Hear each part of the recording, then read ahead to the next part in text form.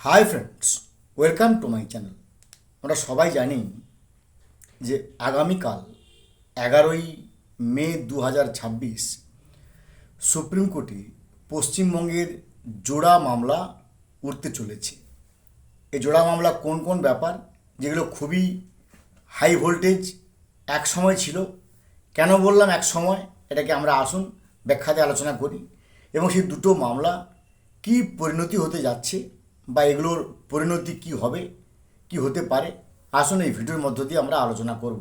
তার আগে অবশ্যই অনুরোধ করব, দয়া করে আপনার চ্যানেলটা সাবস্ক্রাইব করবেন, লাইক করবেন, কমেন্ট করবেন এবং ভালো লাগলে শেয়ার করবেন। কালকে অর্থাৎ আগামীকাল 11ই মে 2026 প্রথম মামলাটি হচ্ছে 32,000 মামলা, যে মামলাটি হাইকোর্ট থেকে, কলকাতা হাইকোর্ট থেকে সুপ্রিম কোর্টে গিয়েছে, যেটা হচ্ছে Swapna Baidya versus West Bengal board of primary education. এই যে মামলাটি, যার ডায়েরি নাম্বার 12291/2026, এটা রেজিস্টার্ড হয়েছিল 24 ফেব্রুয়ারি 2026 রাত 11টা 12 মিনিটে, এবং এর এসএলপি হয়েছে আমরা সবাই জানি, স্পেশাল লিভ পিটিশন হয়েছিল। সেই স্পেশাল লিভ পিটিশন নাম্বার হচ্ছে 012665/2026, এটা রেজিস্টার্ড হয়েছিল 6 এপ্রিল 2026। তো এই 32,000 মামলার জাস্টিস আছেন জাস্টিস দীপঙ্কর দত্ত এবং জাস্টিস সতীশ চন্দ্র শর্মা মহোদয়। এটি কোর্ট নাম্বার 8 নম্বর কোর্ট থেকে এটা প্রকাশিত, মানে এটা সওয়াল পাল্টা সওয়াল হবে এবং 10:30টার সময় দেওয়া আছে, যার সিরিয়াল নাম্বার 44। এইটি হচ্ছে 32,000 মামলা। আর একটি মামলা আমরা শুনে নিই, তারপরে এর পরিণতি কী হবে আমরা পুঙ্খানুপুঙ্খ আলোচনা করব। আরেকটি মামলা হচ্ছে 26,000 স্কুল সার্ভিস কমিশন, 26,000 মামলা, যেটা নিয়ে আবার নতুন করে একটা সেন্সেশন জেগেছে, একটা প্যাশান জেগেছে। কারণ নির্মম সরকার, এর আগে যে ছিল অপদার্থ নির্মম সরকার, তারা সেই এসএসসির ওএমআরের যে কার্বন, আমরা জানি এগুলোকে নিয়ে বলার কোনো প্রয়োজন নেই, এগুলোকে অনেকবার আলোচিত হয়েছে। তো সেই অপদার্থ সরকার সেটা কিন্তু কোনোভাবেই বের করেনি।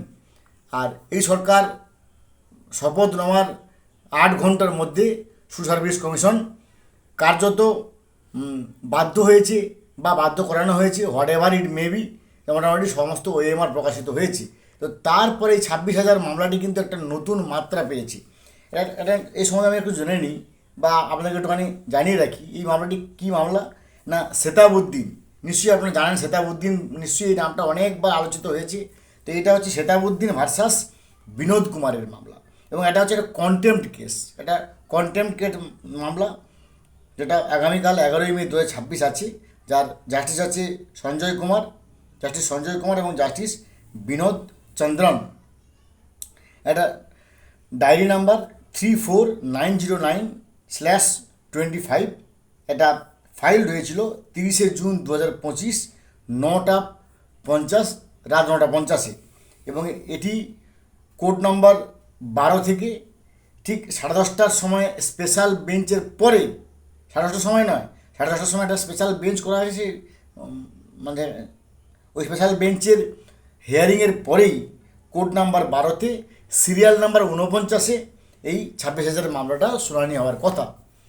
তো নিশ্চয়ই আমাদের একটা হাই ভোল্টেজ মামলা, কারণ সরকার চেঞ্জ হওয়ার পরে তো তাহলে এই দুটি মামলা, যে দুটি মামলা আমাদের একেবারে হাই ভোল্টেজ, 32,000 প্রাইমারি ক্ষেত্রে, 26,000 হাই স্কুলের ক্ষেত্রে, এটা কী পরিণতি হতে যাচ্ছে, এটা এর পরিণতি কী হবে, যেটুকু আমরা জানতে পেরেছি ইউটিউবার হিসেবে, আমাদের আনসাপোর্টেড নিউজ বা supported news, what ever it maybe, এটুকু আমরা জানার চেষ্টা করেছি।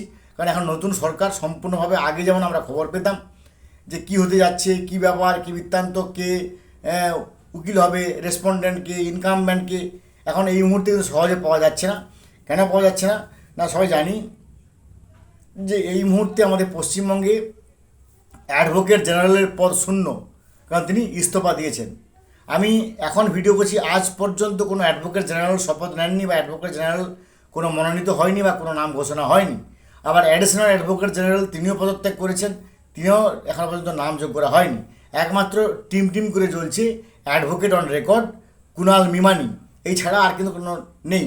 তো যেটুকু খবর আমাদের কাছে আছে যে আগামীকাল সম্ভবত 32,000 কি 26,000 কোনোটাই হিয়ারিং হবে না। কারণ মানে সম্ভবত বলছি, যদি ভুল হয় আমি ক্ষমা প্রার্থী, যেটুকু কারণ সম্ভবত এই কারণেই বলছি, যেটুকু আমাদের কমন সেন্স থেকে বলছি, যদি মামলার জন্য অ্যাডভোকেট, কারণ এর আগেরটা আমরা দেখেছি যে advocate on record Kunal Bimani sir তিনি পরিষ্কারভাবে সুপ্রিম কোর্টে আবেদন করলেন যে ডি মামলা ক্ষেত্রে যে এই মুহূর্তে রাজ্যের টালমাটাল অবস্থা, তাই রাজ্যের সমস্ত মন্ত্রিসভা শপথ না হওয়া পর্যন্ত এটাকে পিছিয়ে দেওয়া হোক। তাই আগামীকালও এই 32,000 এবং 26,000 মামলার পরিণতি একই রকম হতে যাচ্ছে বা হবে বলেই আমাদের বিশ্বাস। যাই হোক, আগামীকাল কী হলো অবশ্যই আমার চ্যানেলের থ্রুতে কনভে করবো। ভালো থাকুন, পাশে থাকুন, have a good day, thanks.